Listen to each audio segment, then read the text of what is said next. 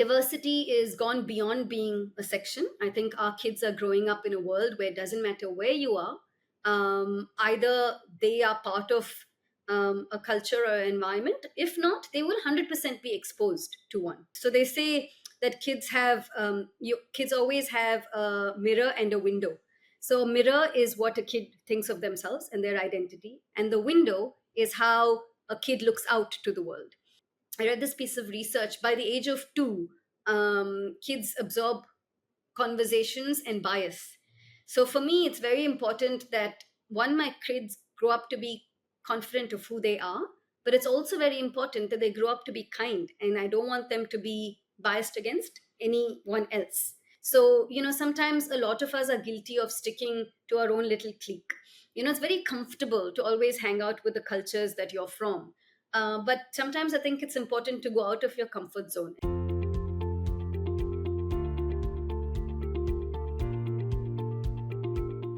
Welcome to Everyday Parenting, a down to earth podcast presented by Bricks and Blocks Coaching. Tune in as we dive into the real life experiences of parents.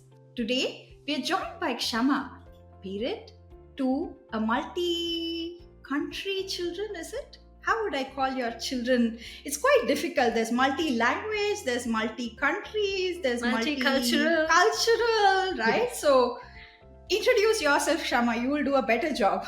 Yeah. Thank you very much for having me on your podcast. So I'm Kshama. Nice to reach out to all of you. So I'm originally from India. I grew up in Bangalore and then lived in a few countries before settling down, as they say in Singapore. My partner and husband is Richard, who is from South Africa, and hence Shweta was saying multicultural, cross-cultural, cross-country. So all of these labels and notions and ideas come across. So we raise 2 humans. One is 7 years old, and the younger one is 2 years old. And I also run a company called Indigrow Kids, where we create tools and resources for parents who are multicultural and raising kids in cross-cultural environments as well. So my experience of parenting is probably unique in the sense that there are a few challenges and perspectives that I faced that say a couple who are from the same country might not have faced. So I'm here to talk about diversity and inclusion, which is applicable to everybody, as we all live in diverse and multicultural environments, and how kids absorb different concepts and how they interact with each other, and how what we do as parents form their worldview as they're growing up. And so that's what I'm interested to talk about today. So, one question before we start. Before you had kids, did you think that you would face this multicultural diversity topic with kids? Absolutely not. I think before I had kids, I had friends who obviously had kids as well. And to be honest, I thought parenting was about the logistics of it. The diapers and the school and the sleep and the food, which all of us continuously face as opportunities or challenges or milestones, so to speak. And that, I think, is common. Doesn't matter where you live and where you come from. But I think what was surprising and new to me is as we raise kids, not just between my husband and I, in terms of our approaches to parenting, but more importantly, the eye-opening part for me with parenting is how we build identity and diversity and inclusion, and how we sort of try and open up their worldview or build their identity, and also understand how they see the world. So they say that kids always have a mirror and a window. So a mirror is what a kid thinks of themselves and their identity, and the window is how a kid looks out to the world. And I think what I've realized with our parenting philosophy, and as I've grown myself as we raise our kids, that the mirror is important, which we all do. We all build identity with our kids, and keep them connected to our culture, keep them connected to our festivals, keep them connected to our food and our clothes. But also, while we develop that mirror, how do we also develop that window? Because they absorb, whether it's bias or whether it's questions or whether it's their own perspective to the world. How do we help them become more aware, more broader thinking, more kinder, more empathetic, with the way they look out. So I think that's broadly the, I suppose, surprise factor for me in parenting, and more importantly, how early it started. I think one day I went to pick up Neil in his preschool, even before kindergarten, and he had sort of a little bit of a sad face. I think he was maybe about 3 at this time, very early, right? And then someone asked him where he's from, and he didn't quite know how to answer that question, because he thought, he's from here. What does that mean? He's from Singapore. We were raising him in Singapore. And then someone also asked him, "Oh, you look so different from your mom." And someone else asked him, "Oh, where is your food from? It smells very different." Because he had been sent Indian food to school that day. So I think there are a lot of these topics that kids come across, things like skin color, things like different hairstyles, things like the clothes they wear, the food they bring, even their names, which I think is a very important topic, because name is such an important part of everyone's culture. Yeah, that reminds me. One day, my daughter, maybe around the same 3 years old, she comes home and says, "I don't like my curly hair. I want to Mm. have straight hair because all the girls in her class have straight hair. She's the only Yes. one with curly hair, right?" Yeah. So, uh, how do you think, or when do you think we should approach this topic of diversity with kids? Yeah, so I think there's no late start. Let me just put it that way. I think the sooner the better. But for me, the recommendation is, as you start collecting books for your kids. So we started reading to both our kids actually when they were in the tummy. So we'd read, and Richard would play music because he's a musician as well. But we started reading, even though I know that they can't even open their eyes and they don't see color till they're 20 days old. They only see like black and white. We used to have books right from day zero, and it became part of the nighttime routine. And a lot of parents say, "Oh, no, they're too small, they won't understand anything." It's not that. It's one, your connection with them, your voice, your routine, their ability to then slowly connect with a book or with a song, or with anything really. And in that process, what we did was we started to include, I'm talking as early as the first 6 months, books from India, books from Africa, books from doesn't matter where. And there are a lot of books available now as well, which talk about different kids and how they look and how they feel and things like that. So you can choose cultures that are important to you. So we had books. We made a song list, which has songs from not just our own cultures, but a lot of cultures. We have Spanish songs, African songs, Chinese songs, Hindi songs, Tamil songs. And what happens with those kind of things is they're not only exposed to different accents, but also different tones of voice. With the books, they're exposed to different ways of people looking. So I think these things are things that you can start honestly as early as 6 months old. And then as they grow up, some of the things that have really helped us, along with keeping the books and music and all of those things right from the beginning, we continue that even today, but also being very conscious about, the friend circles that we have, but also the friend circles that the kids have. So, sometimes a lot of us are guilty of sticking to our own little clique. It's very comfortable to always hang out with the cultures that you're from. But sometimes I think it's important to go out of your comfort zone. And even if it's once every month or once every other month or so, just organize play dates, people from different cultures, meet people, go to events where you see and feel other things. And in places like Singapore, honestly, any big city in the world, there are all of these available. And like the second thing that really helped us, which was honestly a step change for us, was to share our culture with kids that are Neil and Ryan's friends from other cultures. One day Neil came from school and said, "Oh, Mama, we should ask my friends to come to Diwali also." Or his classmates who were not Indian. And he picked a few. I think one was French, one was American, the other one was Singaporean. There was one Indian girl also.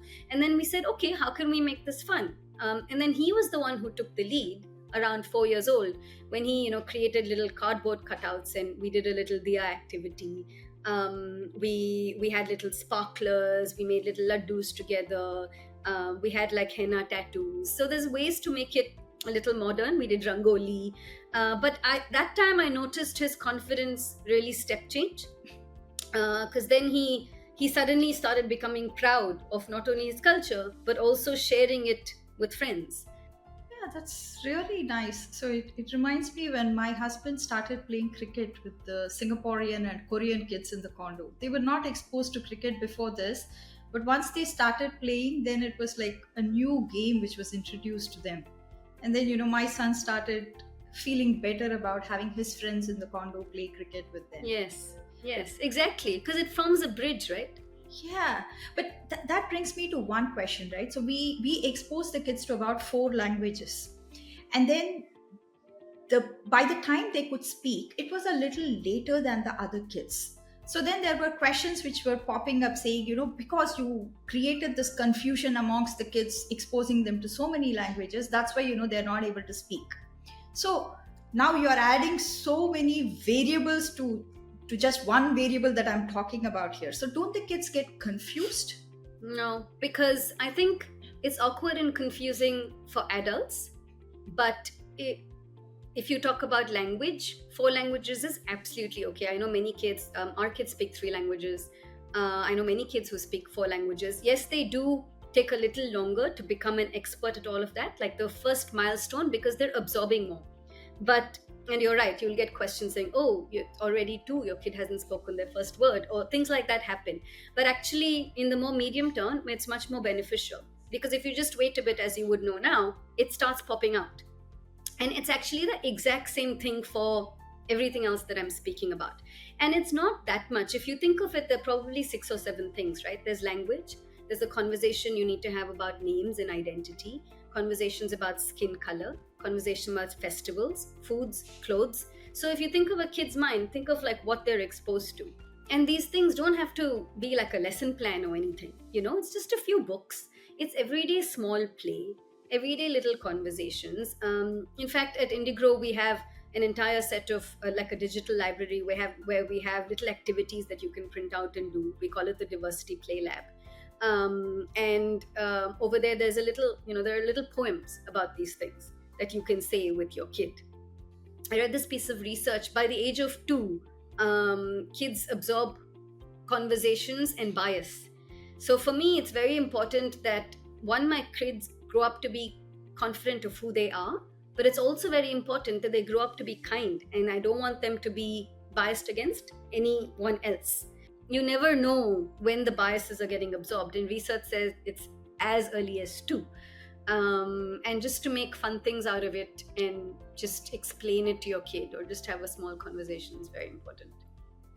See, I do understand. Like, you are putting in a lot of effort to make your kid exposed to these and to be kind to society. Yeah. Right? But it's not necessary that the other kids are going to be exposed to this, or it's not necessary that they would utter these kind words. Sometimes they hear these unkind words. 100%. So then, like, my son was told, like, you look like a brown monkey. So how do you handle these conversations? Yeah, so I think 2 things for me. One, like I said, the mirror identity part is very important. So to give young kids the tools to be able to already know with full 100% confidence that the skin they are in is very comfortable and they must celebrate it.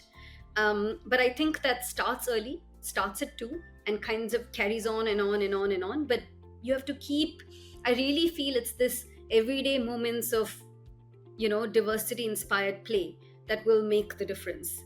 As they grow older, you can do a little bit of play, you can do a little bit of sensory play, read more books. And nowadays, honestly, there are so many books with regards to skin color, but also give them the words to say and preempt it, to be proactive about it rather than wait for a situation to happen. And this is the thing that we say, because when a situation happens, they should already be in a position where they know how to respond, not with hate and with a trigger, but just with this exuberance, confidence, almost like,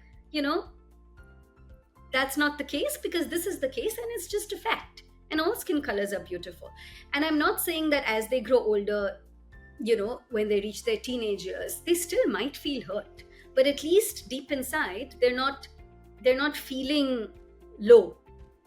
By then they should be able to respond. And like I said, I think what you say to a 2-year-old is very different from what you say to a 14-year-old. But the point is, it must be said. I feel, and I know this from speaking to a lot of parents with regards to when we've been trying to talk about diversity, parents always respond back with, oh, this is not going to happen till much later. So I don't think I need to have a conversation. Or they're like, it's very awkward. It's very weird. It's too early. Yeah, I don't think it's necessary. But the point is that it is. And you might feel awkward about it, but kids don't. Kids don't feel awkward because they don't have any backstory. So I think they are open to it, and we need to discuss it before they develop their identity and also their worldview. Yeah, absolutely agree. So, my son, he responded saying, yes, I'm from India, so my skin color is brown, and I'm playful, so I'm a monkey. So, it's okay if you call me a Well brown done. monkey. There you go. 100%. Yeah. But the next time we asked him to go and have the conversation with the teacher as well about this. And it was a beautiful thing. The teachers in Singapore, I think they are much more, attuned to what multiracialism is and diversity is. So she had this whole storytelling with the class, and she spoke Wonderful. about how different tones of skin, different colors are available, and it's not okay to be calling out the colors of the skins, and you should just accept it as you are. So I think as a society, we are growing towards more awareness about diversity and multiculturalism, multiracialism. But I think we still need to do much more. So, Yes. what would be your advice to the society overall to ensure that our kids are exposed to a much kinder world? Yeah, I think my advice is start having the conversations early. That is my one biggest advice. Whether it's school environments, any other learning places, or your home environment, it starts there. I would also add it. It's not just the kids with diversities in their houses, or It's the immigrants who are moving. In It's fact, it's actually even the other way. Exactly. Yes, I where think you so. have a unicultural house where both parents come from the same background, it's more Correct. important that they have these Yeah. conversations with the kids. It's more the homogeneous cultural environments that need to have it, even more than I would say the diversity cultural environments, which is why, like everyone needs to have it, whether you are the minority or you are what you call the difference, versus someone who might consider themselves a global majority. But I do think what's happening now is, initially diversity used to be a section in the bookshelf, or it's a section in society, one section, oh, go to this diversity section. But now it's not. Our kids live it every day. It might be Singapore, it might be London, New York, Melbourne, Sydney, even honestly, even big cities in India, because the urban population, like the domestic migration is also so high. Nearly 37% of every major city in India actually comes from not that city. So, there are differences even in a country as big as that, with skin color, with names, with language, accent, food. I feel diversity is gone beyond being a section. I think our kids are growing up in a world where it doesn't matter where you are, either they are part of a culture or environment. If not, they will 100% be exposed to one. So that's why I think it's equally important of whether you're an American couple, whether you're an Indian couple, whether you're a Chinese couple, or you're a mixed race couple. And you have to have these conversations and not only raise your kids with confidence, but also raise your kids with kindness. I think it's each one of our responsibilities, and that's the way you remove bias. Yeah. Thank you, Kshama. So we come to the end of our conversation today. It's been wonderful speaking with you, and the kind of knowledge you've built around diversity, it's really amazing. So I hope we can continue this conversation in the Yes. coming podcast, and like maybe narrow down our focus into a specific Yes. area and look at how do we bring awareness about that specific area. Yeah, my pleasure. Thank you very, very much for having me. Thank you so much for joining us. We'd love to hear your stories, so reach out to us at bricksandblockscoaching.com. Thank you for tuning in today. I'm Shweta, and this is Everyday Parenting. See you next time.